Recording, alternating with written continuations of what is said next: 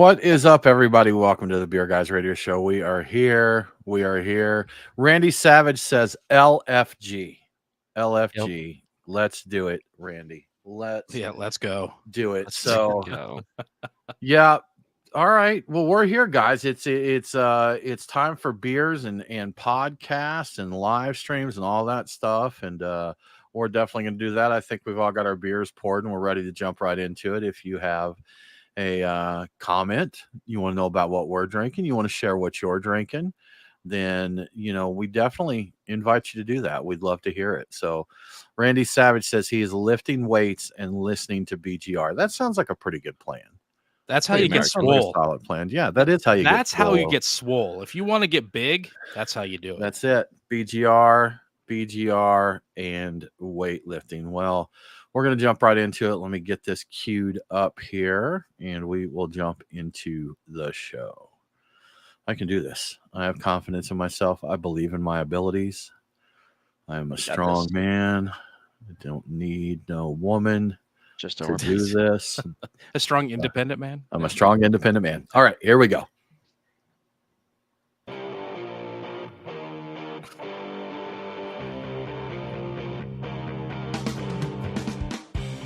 Welcome, everybody. This is the Beer Guys Radio Show. We appreciate you coming and hanging out with us to have a beer, some conversation, and have a good time.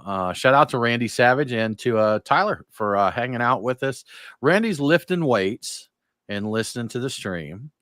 And Tyler is he's wearing his eau de chlorine. He's in the pool. That's Tyler's right. in the pool, and he's sipping a 90-minute from Dogfish Head. That's classic. Classic IPA. That's good stuff. So, guys, how you doing? I'm Tim Dennis. So just so everybody knows that. And Brian Hewitt, how the heck you doing? I'm doing well, Tim. How's it going? I'm good, man. I'm good. Yeah. It's been I'm good. It's been a rough week at work. I've for those that don't know, I'm a recruiter. So my job is to find people jobs. And I found 3 people really good, high-paying jobs this week, and all 3 of them turned down the offers, Brian. That's not good for me. That's not good for the commission checks there. But I'm making it through. I'm pushing on. I'm drinking a beer. Did you ask them to reconsider, Tim? I did. Okay. All right. I've been doing this a while, man. I play the hard. I'll put the hard press on them. Maybe get a second opinion on your opinion. You know what though? For what it's worth, I turned one of them into a sales lead. The guy declined the job, but he commented. He said, "I really like the way you guys do business here. Let's have a call to see how you can help our company." Because I'm like, okay, then. Okay. So turning lemons into lemonade. There is what we're doing. So yeah. Mo, Mike, Nate, how are you doing? Doing well. It's another midway through the work week, so just happy to be here, throwing back some beer with the pals. I'm happy to be here. Nate, how's your new job going? It's going well. Today I had an agenda for what I was going to do, and by the afternoon I had a completely different agenda. So I thought you were about to say you checked it off. I was like that. I was going to say that's always nice, but no, I can relate much more to the agenda just totally changing. Just balled it up and threw it away. That's like checking it off. It's as complete as it gets, right? That's why you write them in pencil. Yeah. Boss pinged me mid-morning about a project that had a afternoon deadline. I was like, cool, I'll drop everything else and do this instead. Let's do this. The only problem is people want to know where's the stuff from the previous agenda. That's common. We used to have the spreadsheet at work. It was an Excel spreadsheet, but we actually had to pay. Brian, you'll love this.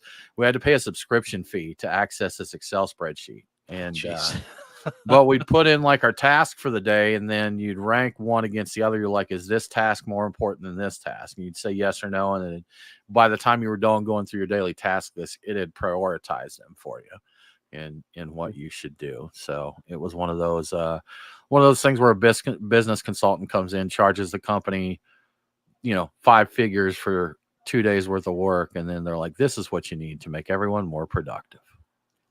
Now, I got to say, as a guy who's in software, you can get a lot done with a spreadsheet. There are things that I'm a fan. I have accomplished that I might have written code to do, and I realized like all this stuff is built into a spreadsheet, and I need it for like one time. I can really quickly accomplish this that way and just move on with my life. So I got no hate for a spreadsheet. It's helped me speed up a lot of tasks. Do you remember Lotus 123? Are you old enough? I used it one place. I think it was a place that got bought out by. I want to say it was a place that got bought out by IBM. I had to use it for a short period of time, and I really didn't like it. I never got used to it, and I'm like, this is terrible. Like, have you guys heard of Outlook before? Because this is bad. And I don't love Outlook, but oh my god, I thought Lotus 123 was the spreadsheet, right? Then I'm thinking about. Didn't they have an email Domino client? or something? Maybe I'm thinking about the email client. Lotus was the suite before Office became the suite. No, okay.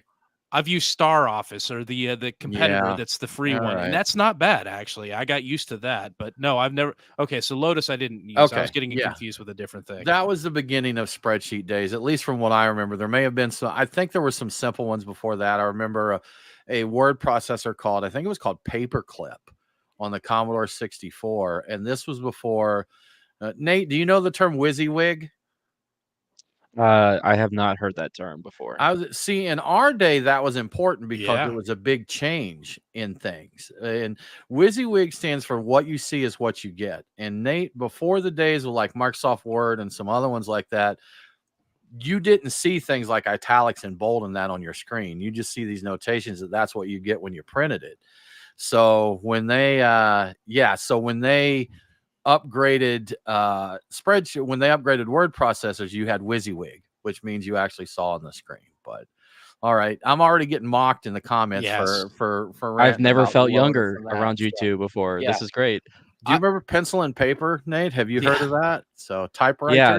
You remember stone tablets with the chisel? Like when you had to do that, they were WYSIWYG though. What you saw was those what were you WYSIWYG. got. That's right. They were ahead of their time. If you made it in italics in the stone tablet, that's what you got. That's what you got. Yeah. No, it really hard to correct those though. So the erasing and the copying and pasting was very bad with that. Oh, they didn't have whiteout for tablet and chisel.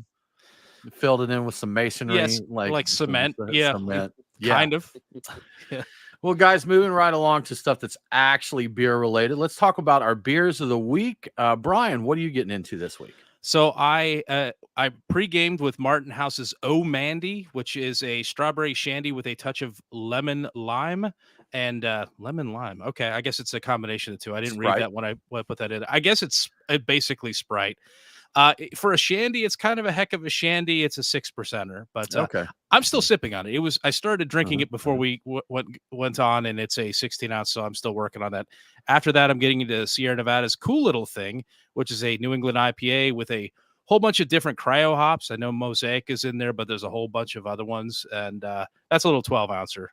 In terms of little thing, it's not that little. It's 7.5%, and then I'm getting back into Martin House's Blood Orange Imperial Salty Lady and Imperial Goza, which is a 9.2% Goza, which is kind of an Imperial Goza is kind of a crazy thing to me. So I'm looking forward to trying this out. This is all inspired by Seth having brought this and then asking us, "Hey, did you guys drink any of this?" I'm like, "Well, I drink a couple." We did. We'll drink more.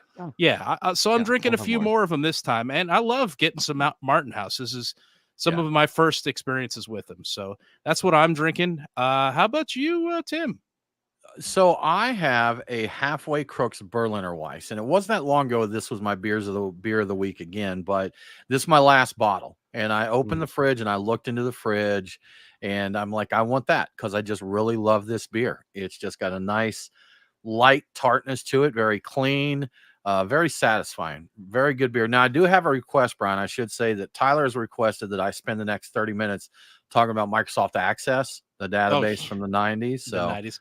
I've used that too. Yes. Yeah, that was a big thing at the time. Tim, can I say I'm jealous of you? Like that Berliner? My Berliner? Sure.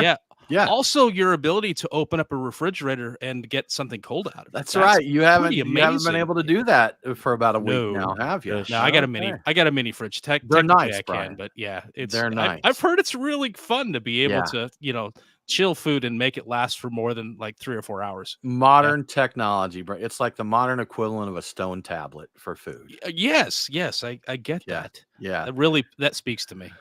Nate, what's on your beer list this week? So tonight I'm drinking from a local brewery, Three Taverns down here in Atlanta. This is their 9th anniversary beer they released. It's a bourbon barrel aged English barley wine, something really dark, really decadent, rich, super tasty. I mean, it's just so nice to have a dark, boozy beer in the heat of the summer. It's perfect. Barley wines are for summer, I believe, is the Barley wines are for summer. I remember people saying that. Yeah. Didn't you barley wine last week as well, Nate? I if I did not barley wine, I imperial stouted because I am just running through my cellar right now. It was that Orpheus collaboration. It was a collab. I'm a little jealous of you drinking. Yeah. Okay.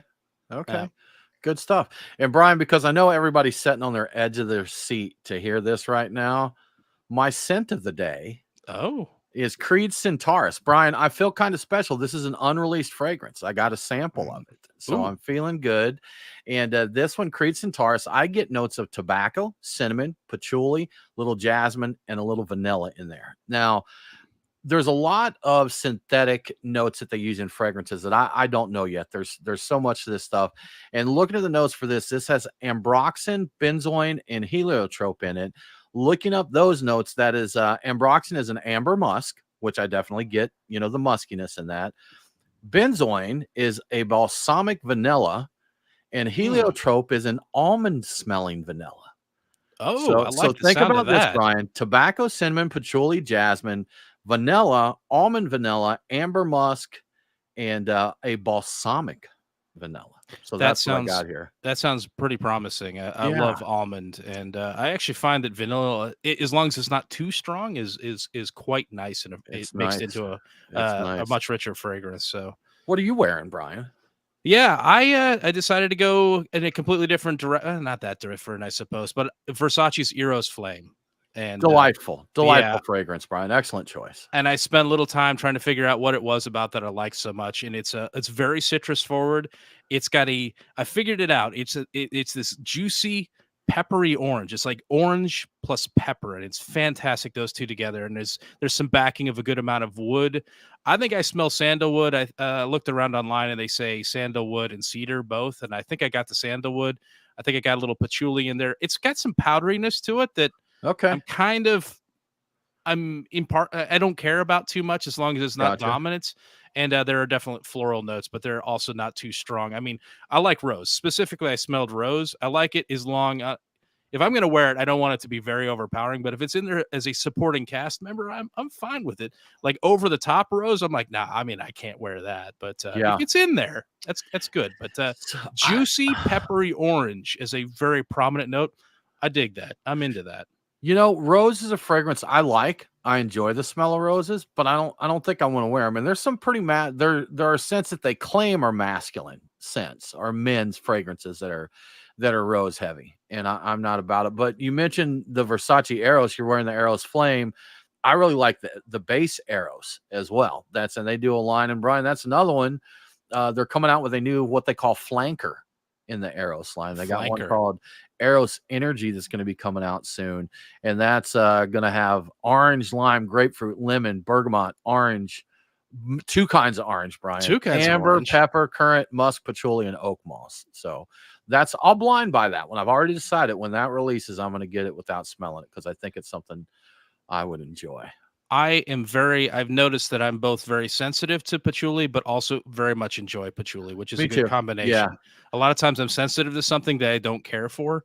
And in this case, if there's patchouli in it, I will pick it up. And I don't generally like it. So I don't like it on its own. To me, that gets a little too hippie, but you mix it in with some things and I enjoy it. It's better. It's better if it's mixed in because it's super dense and earthy, and it really is. It's great for covering up smells of cannabis, basically. But it's cannabis is a note they're using in fragrances now, so which it's crazy. It's odd because you don't really need that if you smoke any of that stuff because you're gonna smell like it anyway. So I have to think that the note that they're putting in fragrances has to smell different than the smoke when you're smoking it, because I don't know why anybody would want to smell like that. But anyhow, y'all, we're not going to tie you up too long in our perfume and cologne talk. We can take this offline, Brian. We'll talk about perfume more later. I'm sure we will. But you know what? I want to shout out Stephen Pete. Stephen, good to see you here. Stephen Kettle Rock, and he mentions talking barley wine. He likes Kettle Rock's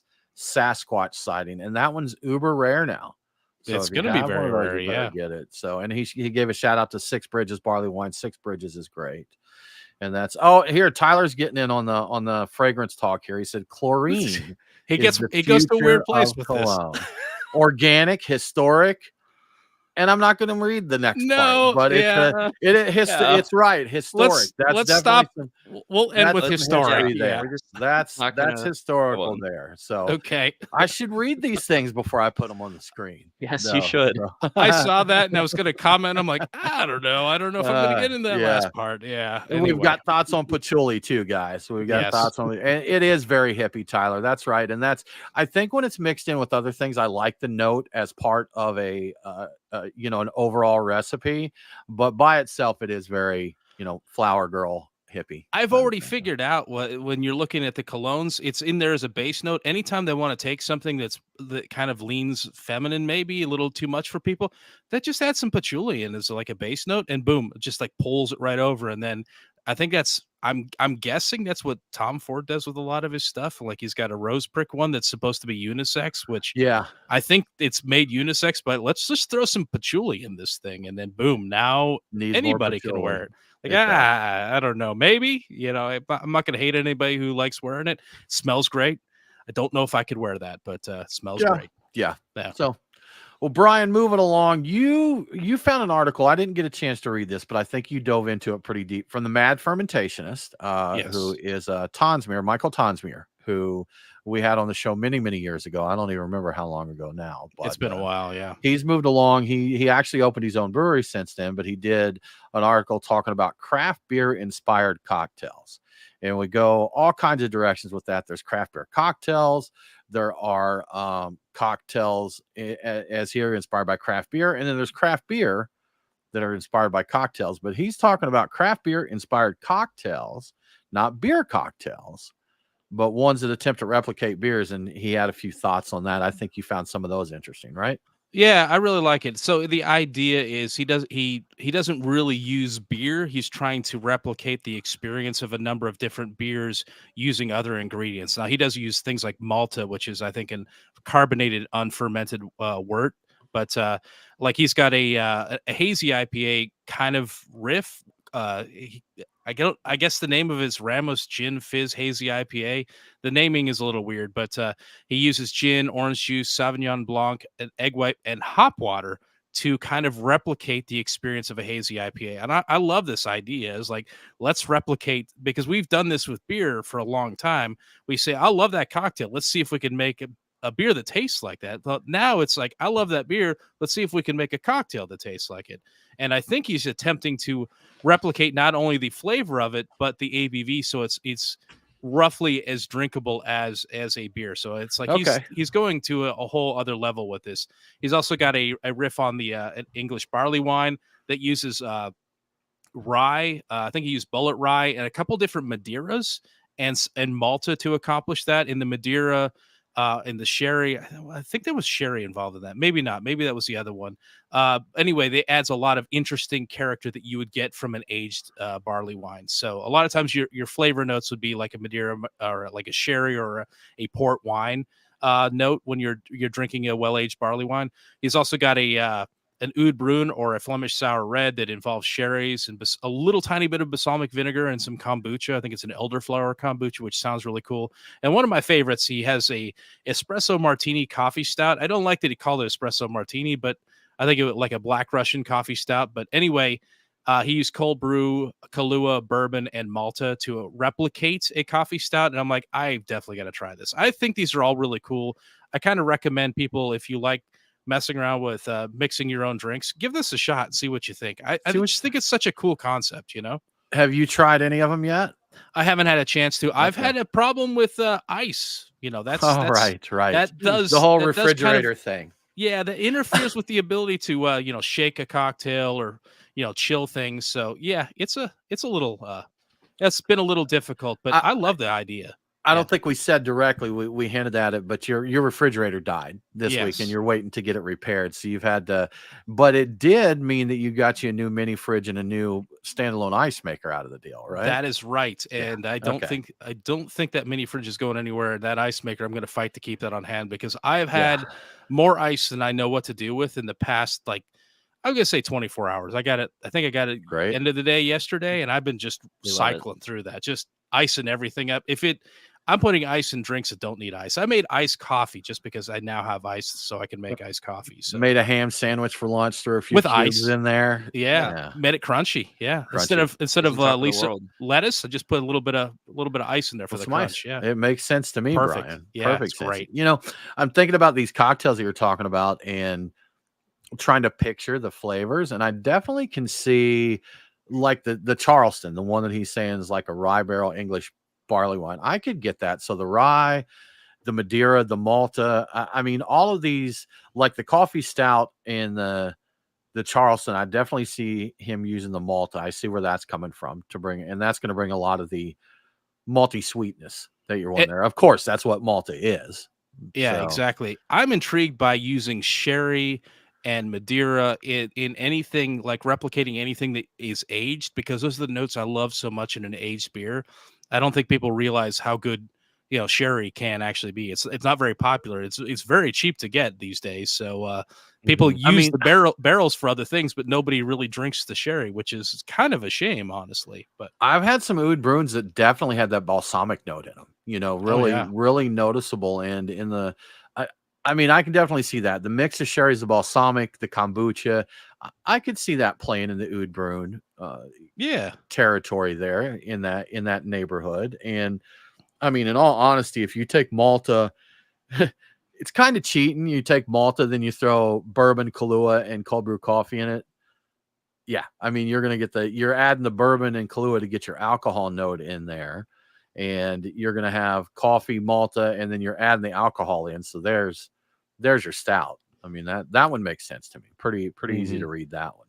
I would consider throwing a little tiny bit of sherry in that to make it an aged stout. Like an aged. Bring in the old library note. That's to right. It, Add that stuff. little touch. Yeah, I love that. And in the article about it, I think we was talking about that coffee stout recipe.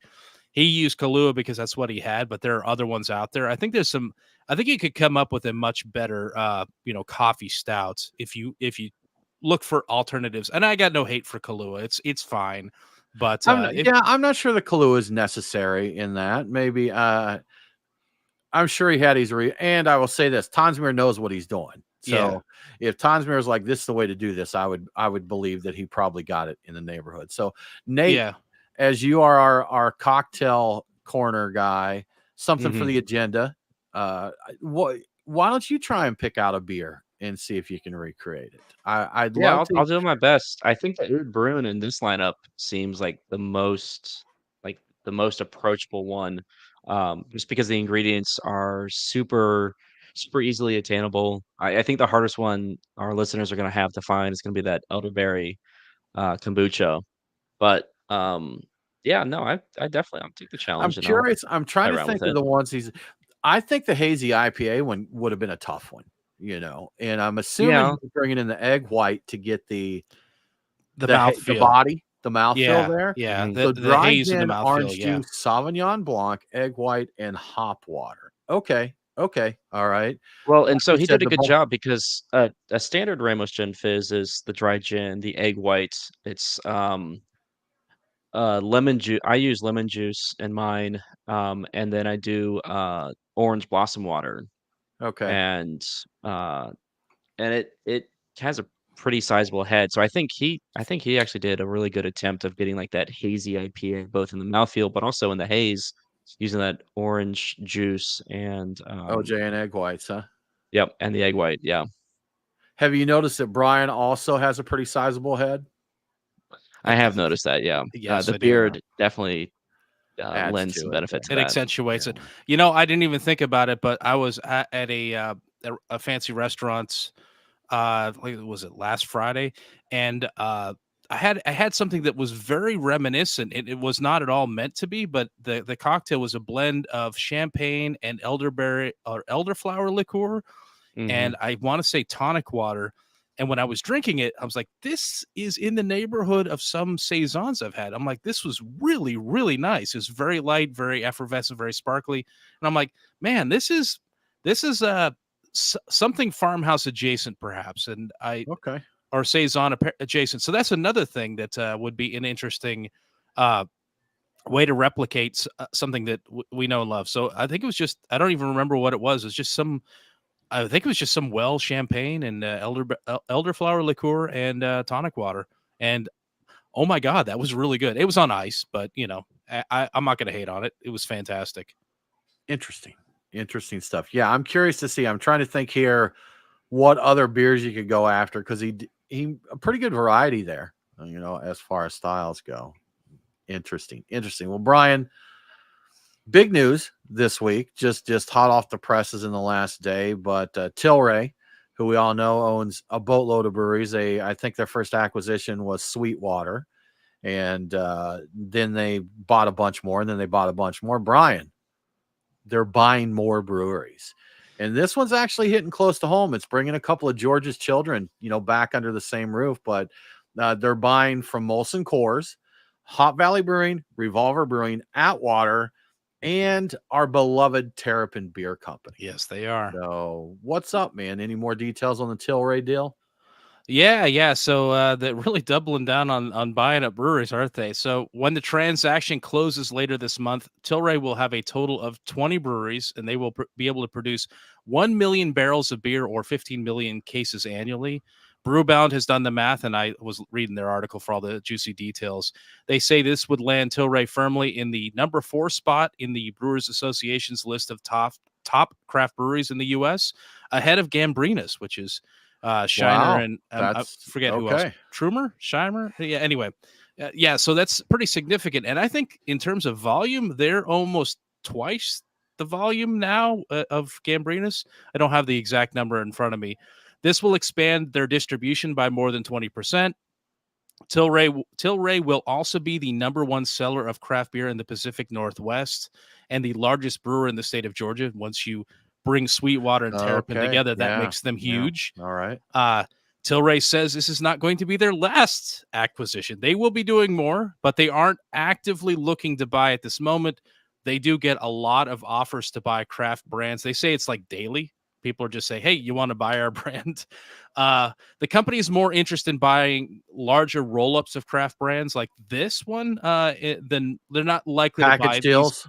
They're not likely to buy the one-offs. They're going to buy, a bunch of breweries at a time. So the financial details of the transaction weren't disclosed, so we have no idea what they paid for it.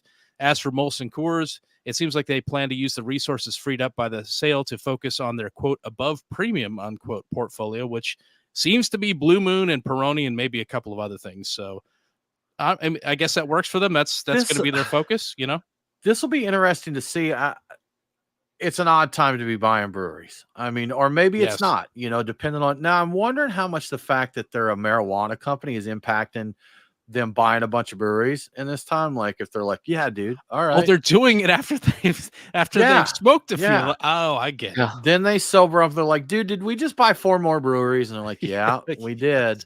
And it's like, well, we're number 4 in the number 4 craft brewery now. It's like you with cologne. Like, oh my God, I bought 4 more colognes, except it's breweries. You shut your mouth. No one asked your opinion on that. Millions of dollars instead of 50s of dollars. So don't be frag shaming me, Brian. So you got to smell them all, man. But it'll be interesting to see, like you said. So you know what? I just thought of this. We'll be able to get Sweetwater and Terrapin in the same tap room.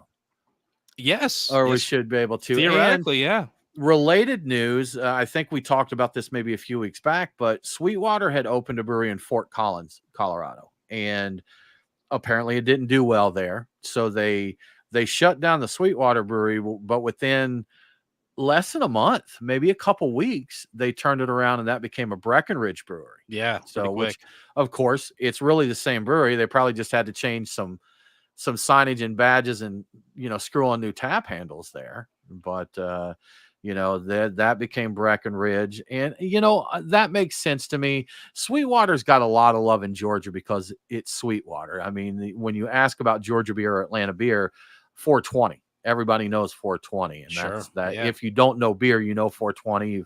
You've had it at the airport when you're flying through. You probably had it on a Delta flight if you flew through Atlanta.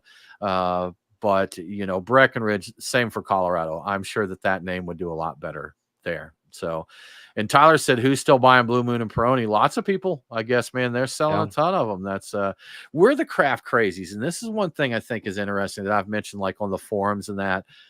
I've seen people complain about a certain brewery saying, well, they don't even, you know what? I've got a great example. Halfway Crooks. When they opened up, somebody went in there and tried their beers and gave them a terrible review. They're like, I went in there and they had like a Pilsner and a Hefeweizen and something else on. And, you know, there wasn't even any hazy IPAs in that. There's no way they're going to make it. With the exception of a few breweries, these breweries are not making it because of their hazy IPA. You know, they're making it because of the beer that people buy a 12-pack of, a case of, put it in their fridge and have it in their fridge every day, every week. They're filling up the cooler for the weekend to the boat. And those are beers that you're going to find like a Blue Moon or Peroni style, you know, a brewery that has those. Those are the ones, a lot of breweries, their bread and butter is probably a beer that doesn't excite a lot of us beer nerds. Well, and I know I've said it before on the show, but Highland Brewing Company said when we interviewed them a while back that the beer that keeps their doors open is Gaelic, which is an amber ale. And Yeah, for your average craft beer drinker, they're like, that doesn't excite me at all. But they say that's what keeps the lights on. Right. We're looking for the cold mountains and all this other stuff, but you got a beer that people are going to buy over and over and over again because nerds like us, we're drinking a cold mountain and then we're drinking this and then we're drinking that. You know, we're doing seasonals and limited time offerings. Sure. You know, we're not, they don't look at us and be like, oh yeah, you know, but the Blue Moons and Peronis, I mean, shoot, I was drinking Peroni 00 in June. And so, not January. that I'm buying 6-packs of that all the time, but it was a fine beer and it tasted exactly like a Peroni. And if I'm out at an Italian, a lot of Italian restaurants love to have, you know, they have Peroni on because it's Italian. If I'm there and that's what they have, I'll have a Peroni. You know, I don't mind. I went through a Peroni phase where I really was looking for those. It was kind of before I got into the Bitburger, it was my Bitburger. So I have a lot Tyler of love probably for doesn't Peroni. like them. I think chlorine may impact the taste of Blue Moon Peroni, so that's probably his issue. This is probably in Blue Moon. I'm like, you won't be able to smell those citrus notes over all the chlorine in your swimming pool. Yeah. I mean, people, that's another one people love to hate, but man, so many people have started a craft beer journey with Blue Moon. And you know what? Even if they don't go any further, Blue Moon is a step up from, you know, if you're a Bud Light drinker, as far as taste and body and all that goes. Sure. Blue Moon is a great place to go if you want a little more out of your beer. And I know we like to hate on it, but the story of Blue Moon and like Evia and what he did to grow the brand and turn it into a good story, man. Selling, it's a fantastic story to learn more about. I bet Blue Moon has done a great deal for craft beer as a whole. You know, it's because it is one that people try and they're like, wow, you know, this got flavor, this got character, this got this and that, and it you know, can start exploring there more from there. Brian, I know you're from the Pacific Northwest, so you had a good amount of craft beer there available to you. I was not. So, you know, I was seeking out things like, you know, Moosehead or those were Heineken and Moosehead, and that were the rare beers, were the fancy beers when I was living in Arkansas. And that was, you know, the gateway. My first craft, I've shared a few times before, was a Sam Adams. And that was the one that got me thinking, wow, there's more flavor, there's more out there, you know, to step up from. So it's interesting. Don't forget where you came from. Yeah, our Blue Moon was Widmer Hef. So that was around. It was is kind of our thing, and a lot of people probably got started there in the Northwest. Yeah. So and that's still around somewhere, and that's owned by Tilray, and maybe we'll see that. I keep hoping we'll see Widmer Heifer over here at some point in time. I know we've seen it in the past, just haven't seen it in a while. So let's see what goes on. Yeah, Stephen Pete chimed in here. He said he had a Blue Moon last night, and he said where he was, the choices were a Yuengling, a 420, or a Blue Moon. And you know, sometimes you hit places; those are your choices. Those aren't the worst choices to be stuck with. It's not terrible. I mean, I would, depending on my mood, I might go 420 or Yuengling, but I mean, I'm not going to be angry at somebody for doing Blue Moon. So I haven't done it in a while. I would drink it now just to see what it tastes like. Honestly, it's been a while. We're kind of talking about this in a bit of a derogatory tone, but in all honesty, none of those are bad beers. I mean, if you want to, you're not being tortured if those are your choices, basically. That's my point there. So yeah. Good stuff, man. Well, Brian, on the flip side of the Tilray is buying and growing and I guess doing well. Congrats, stoners. Way to go there. Yeah. The flip side of that is Monster Beverage. They are not doing so great. Yeah. So in addition to weak sales growth for their energy drinks in the second quarter, Monster Beverage Company took a big hit in their booze segment, declining fermented malt beverage, FMBs, you might hear them called. The volumes of that pushed down net sales by 31.9%. We're going to say 32% to $41.6 million, down from $61 million in the second quarter of last year.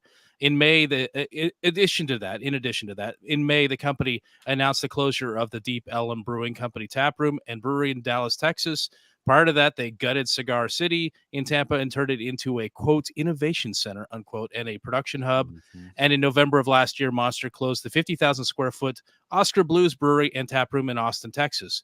It would seem that whatever it is that Tilray is doing to be so successful, could be the chronic, Monster is doing exactly the opposite. So, and it could just be caring about beer because I don't think Monster does. I don't think they do. No. Those unfortunate. They destroyed some great things there with that. Yeah. Brian, I have a point. I have a question, a comment. FMB. Yes. You said fermented malt beverage. Does that not stand for flavored malt beverage? Oh, maybe it might be flavored. I believe it's like the now I'm not sure. I think FMB is flavored malt beverages, and it's talking about stuff like I can't think of another one there, but like the Smirnoff Ices and such. I think it's fermented though, isn't it? Not according to Gemini, because before I said anything, I Googled it. Oh, you might be right. Flavored malt beverage. I thought it was fermented. You know what? FMBs. We hear all these terms thrown around out there, but either way, we get the point. We got the point there, Brian. Yes. Sure enough. But yeah, so Tilray up, Monster down, and I'm a little salty at Monster in general because I mean they really crushed Cigar City, and that was Wayne Womble's. I can't. Nate, would you Google for me and find out what Wayne Womble's new brewery is? I would like to give him a shout out because he bought. Oh yeah. He bought John Cochran's place, and to tie everything together. Wow, it's a wreath here. It's a family tree wreath, Brian. John Cochran and Spike Bukowski were the founders of Terrapin Brewing Company. When Terrapin sold or was bought by Miller Coors, Spike stayed on and continued with Terrapin, and John moved up to the Asheville area and kind of got out of the deal. John ended up opening a small brewery there. I forget the name right now. We had him on the show to talk about it. We had it on the show to talk about it, but then John got out of his little brewery, and when Wayne Wombles was let go from Cigar City, Wayne purchased that and opened a brewery. So, Nate, you find anything yet? Not yet. Google Wayne Wombles Brewery, North Carolina. Brian, you got it for us? I've got it. I think it used to be Upcountry Brewing, and I think it's becoming Griffin and Sphinx. That's right. I remember him posting the logo now. He said his wife did the logo for him, and I do recall that. So I did a little Googling of my own while you were talking. So yeah, it looks like the logo is going to be that looks like a Muppet and a kitty cat. I'm not sure. Anyway, I don't think that's what it's supposed to be, Brian. I believe he may be offended here and you say that. And again, to bring it all back to Georgia, Wayne worked in Georgia. He worked for, I believe, Buckhead, a couple breweries possibly, but I know he's at Buckhead Brewery. And Hunapoo, that everybody knows and loves. The first appearance was at the Cask Ale Festival in Atlanta. He did it as a cask for the Atlanta Cask Ale tasting. So there you go. There's y'all's beer history lesson for the day. We wrap some beer history into all this news. Boom. Threw it right in there. Brian, bummer news. This one I do feel bad about. Monster, I feel bad for the breweries that are impacted. And sure, they did this to themselves. Have you seen that meme that someone driving down the road on a bicycle and they stick a stick in their own spokes? Oh, yeah. And crash. And then they're like, that's Monster. Monster put the stick in their own spokes here. So yeah, I don't feel bad. It does seem like bad for the breweries impacted by it. Unforced errors. Well, yeah, the people that get fired because of really bad decisions. Sure. Yeah, I feel terrible for them. Wayne got let go, but it may turn out to be a great thing. He's got his own brewery going. But man, it kind of sucks that he's not going to be there at Cigar City doing what he did there, because what he did there was great. So I don't know. Yeah. I think everybody when Wayne left knew he'd land on his feet. You know, he had a lot going on there that whether he landed somewhere else or did his own thing. I think everybody knew. Oh, for sure. So. Yeah. Well, Brian, we do have some more stories, but before we move on along, let's give a shout out to our amazing sponsors. We want to thank our friends at Terrapin Brewery Atlanta. You know, big news for them this week, as we just mentioned. Yes, Terrapin Brewery, but they do have a tap room at Truist Park, the Brave Stadium. There's great beer. There's barbecue there. There's good people, Brian. We like those guys. Very good folks there making good beer, and always something new on the taps there. So if you go in, you want to check out something new. If you go somewhere and your choices are only a Peroni, a Blue Moon, and a 420, that's not going to happen to you at the Terrapin Tap Room, because they're going to have something new on. They're also going to have your old favorites on there. You're going to see a Crunkles. You may see a Moohoo on there. All kinds of good stuff happening at the Terrapin Brewery Atlanta. So go check them out. Grab a pint. Try something new. Grab some barbecue, as we've mentioned, Fox Brothers right there in the tap room. So you can get, if they've got the country fried ribs, get those. Pairs well with anything. You're going to have a good time. So thank you very much to our friends at Terrapin Brewery Atlanta for sponsoring the Beer Guys radio show. And now it's time for the Truck and Tap season update. It turns out it's still summer, folks. So there you go. There's the season update. You are safe to leave the Lederhosen and the pumpkin beers safely tucked away for at least another week. And with the knowledge that we are still well within summer, it's time to make some strategic beer decisions at your local Truck and Tap. My picks this week are an even split of light and refreshing with the traditional summer stout, because as we like to say, stouts are for summer. At the Truck and Tap Woodstock location, I'm going with New Realm's Lima Veza, which is a Mexican light lager with lime. It's kind of a no-brainer in this heat. At the Duluth location, my pick is Creature Comforts Athena Paradiso, and this is one I didn't know existed, Watermelon Salt Edition. So it's a Berliner Weiss with watermelon and salt, and I'm going to have to try that. I will try that as well. Yeah. I wonder if they're going to come out with a watermelon and was it cinnamon? Is that the one you sprinkle on it? That I was talking about this weekend. That sounds like it's supposed to be very good. Maybe not, Brian. I think probably leaning more towards the maybe not. Okay, so I'll get back to it though. So stouts are for summer at Truck and Tap Alpharetta, because my pick is WeldWorks Speculoos Cookie Butter Milk Stout, which is a pastry stout with lactose, speculoos, cookies, and vanilla. It's going to have you sing "Milk was a great choice." And finally, at the Lawrenceville location, it's Angry Chair's Infinite Dunks, an Oreo cookie oatmeal pastry stout. The beer style itself is nearly as much of a mouthful as the beer itself. So if you'd like to check out the tap list and make your own picks, or even play Truck and Tap Roulette, just visit truckandtap.com. You'll find everything there. And thank you to Truck and Tap for your support. I want to hunt down that Speculoos stout, because I dig those cookies, man. I saw that, and I'm like, I don't even care what the temperature is. It could be 1,000 degrees out. I'm drinking that. So I think the only time I have those is when I take a flight. Like, it's nothing I ever buy, but you always get the little 2-pack when you take a flight. And I'm like, these are nice. These are nice. Maybe it's something, they talk about like food and beer and things, that they formulate certain things for the high altitude because your palate changes. Oh, so maybe there's just something with the Speculoos cookies that I'm going to have to try one here at ground level, Brian, and see how it works out. You should. And is that the thing that they also sell at like a Cost Plus World Market? Like they have all the international candies, but I think they also have stuff that you only get in flight for some reason. I wouldn't doubt it. I know Trader Joe's has Speculoos, and they because the ones that they do on flights, I think the brand is Biscoff. And I think those are the ones that are known, but Trader Joe's specifically called, and I don't know, is Speculoos the style of cookie? Is that what that style of cookie is? Because I thought Speculoos was Trader Joe's name for those cookies, but maybe Speculoos is the, when I Google it, it comes up with, it's spelled different in the Belgian language, Brian. I see Specullaas. For us Americans, it's Speculoos. And as I'm looking here, I see a thing talking about 20 Speculoos cookie recipes. So they're out there, Brian.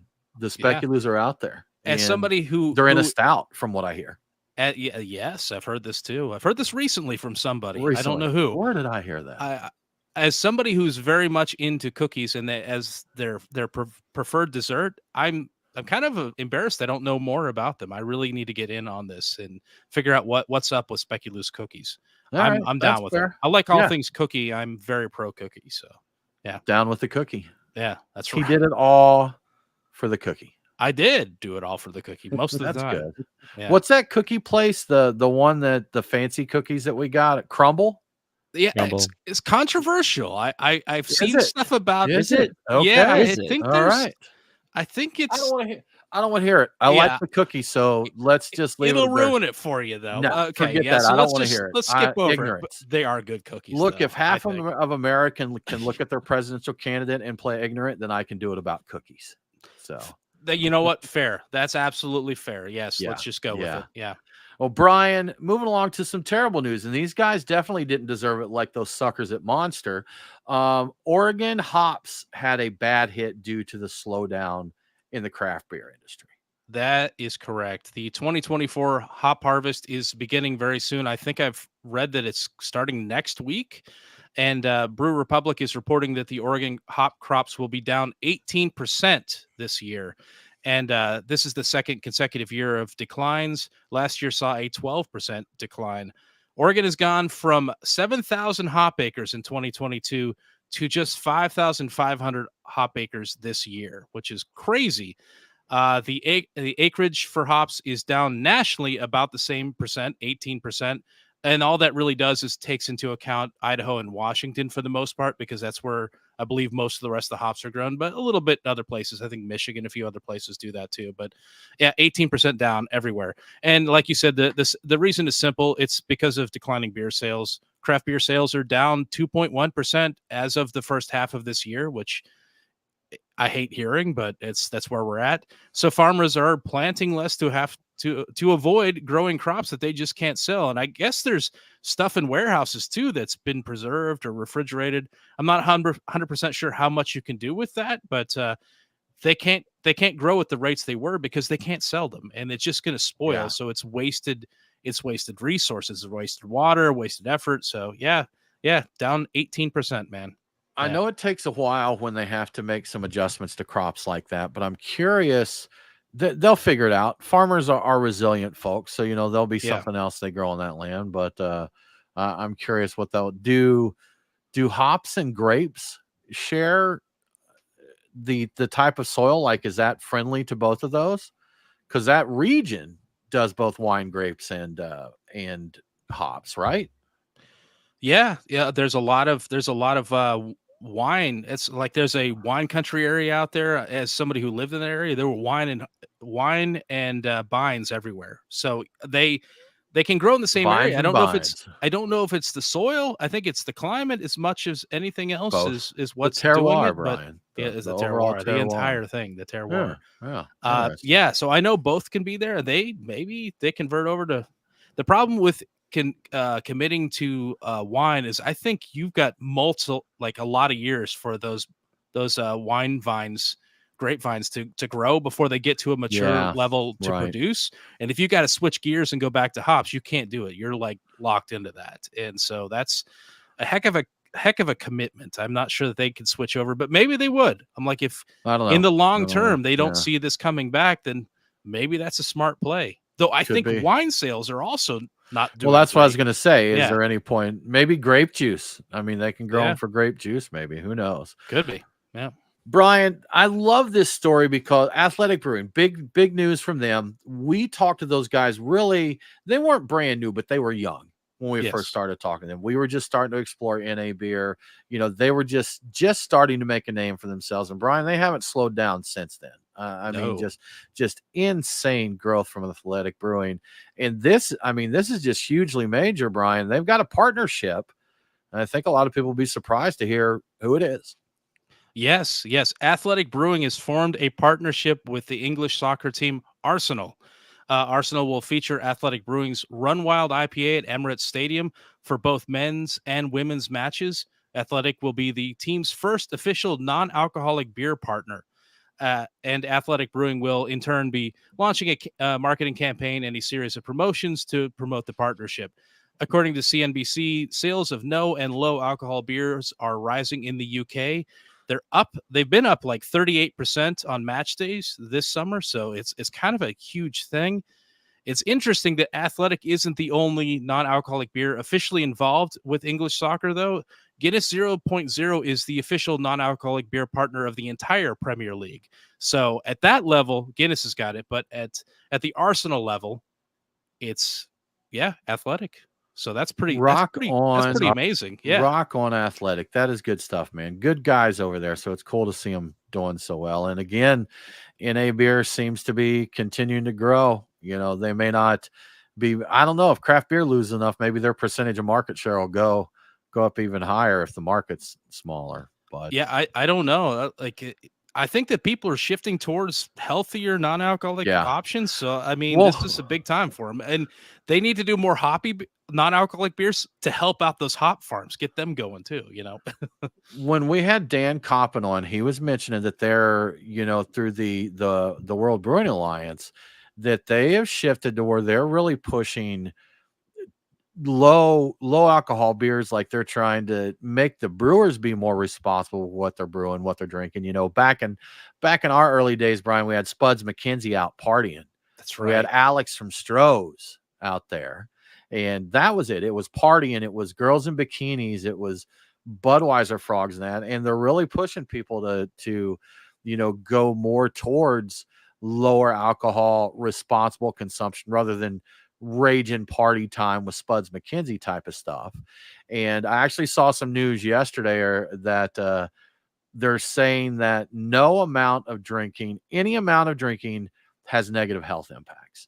And apparently that is the accepted science now, the accepted thing. So that's where World Brewing Alliance is advising, like the Who, not the band, but they're advising these folks on how to, I don't know if tolerate's the right word, but they don't want them to shut it down. Like the big thing, if you're looking at it from a health perspective, their thing is don't drink. It's bad for you. Don't drink.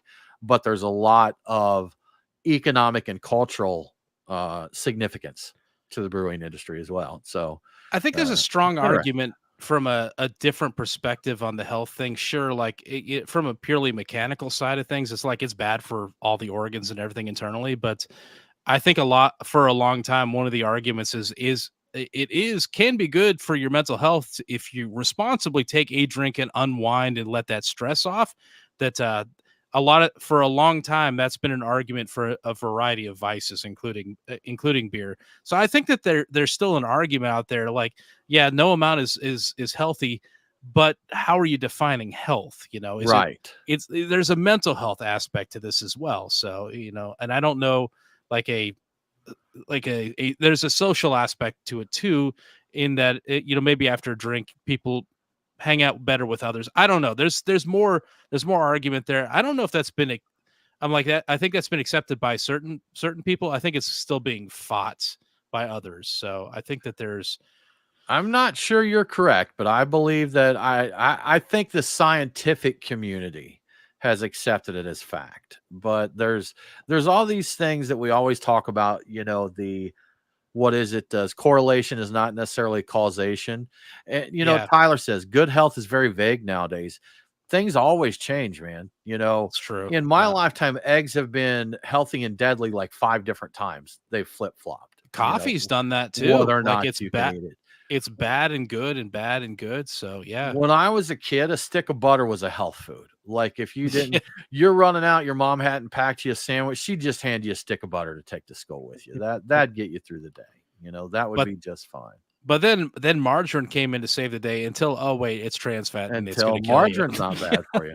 I remember when we made the switch from paper bags to plastic bags, then we had to go from plastic back to paper because we were ruining the ocean with the plastic bags. So it's just all this stuff we need some folks that think a little more further ahead, look at the big picture of things on that. But like you said, Brian, if you sit down at the end of the night, you have a drink and you unwind, then there's going to be things from lowering your stress, chilling out, and even if it's not the alcohol, even if it's just the mindsets that you get in when you sit down and have a drink, there's so many other factors to it. Maybe everybody that said have, moderate moderate drinking, there could have been other factors that those people who said they were moderate drinkers did. So, but yeah, Nate, eggs are okay again, as he was asking there. But they told another interesting fact. They said eat egg whites. If you want eggs, eat egg whites.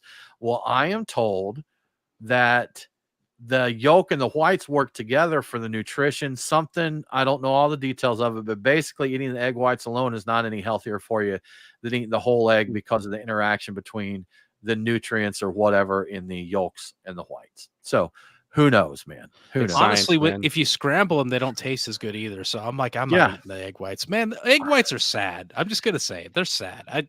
No, I'm not down with that. I went to breakfast with a big boss for my company one time, one of the C-level guys, and he's a weightlifter, bodybuilder, fitness freak, and he got a carnivore omelet that had sausage, bacon, ham, all of this, and he said no cheese and make it with egg whites.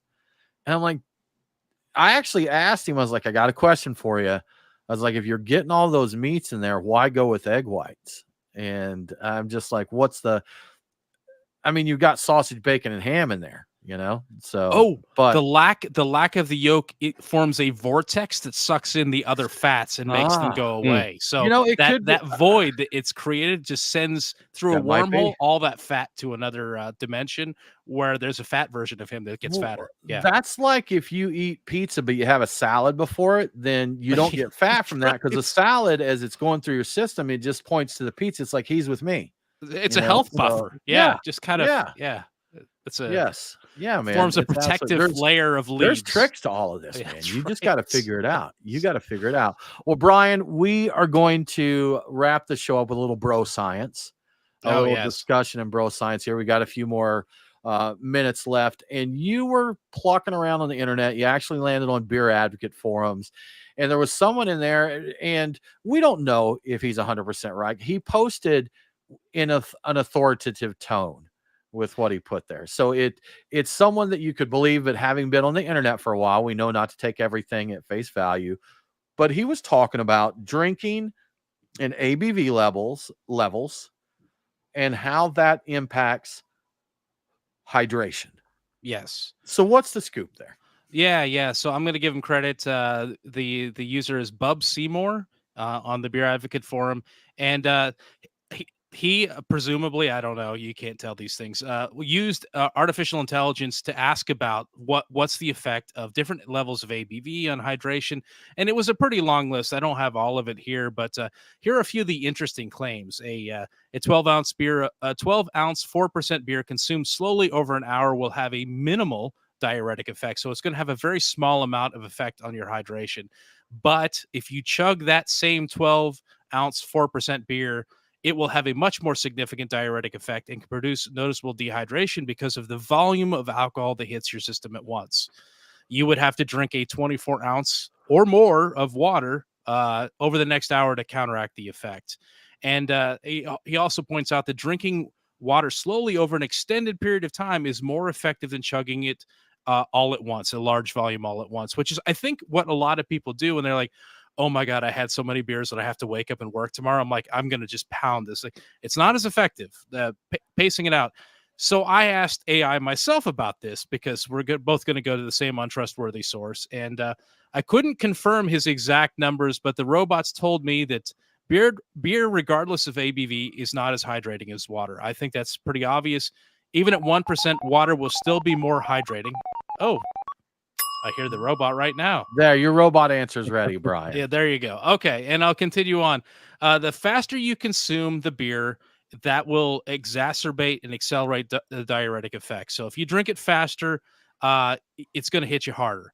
The higher the ABV, the stronger the effect, which we all knew. Higher ABVs will have you hitting the bathroom more often compared to lower ABV beers if you drink both of them at the same rate. So just the increase in the ABVs the alcohol will have a greater diuretic effect is basically the concept here.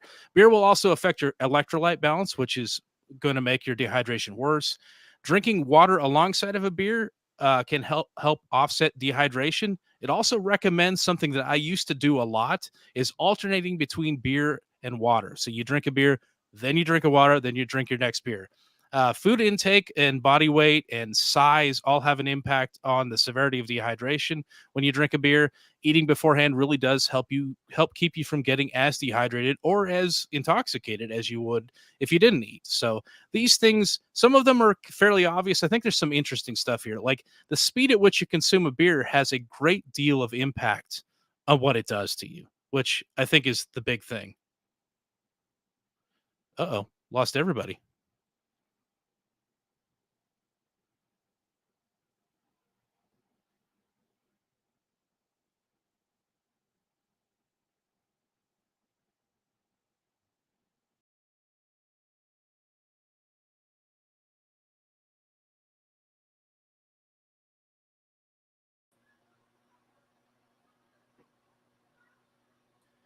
What happened? We all drop. Did you get? Yeah.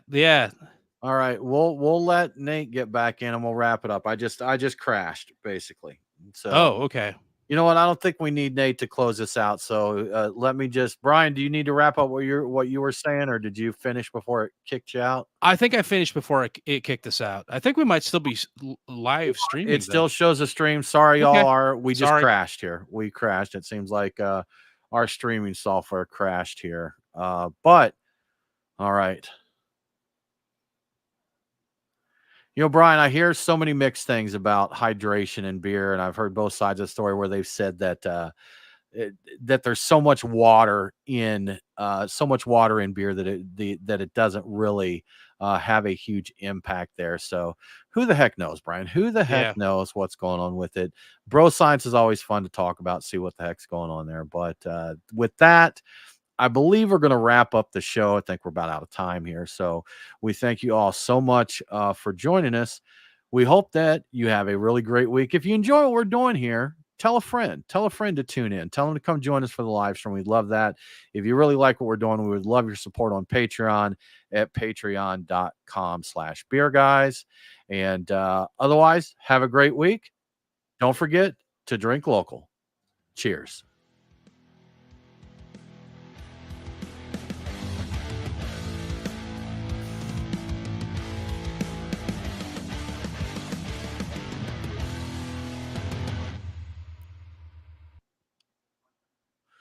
All right, we made it. That was weird. Yeah. I think when we hit our 1 hour with Instagram, that killed us. So we'll have to. Oh.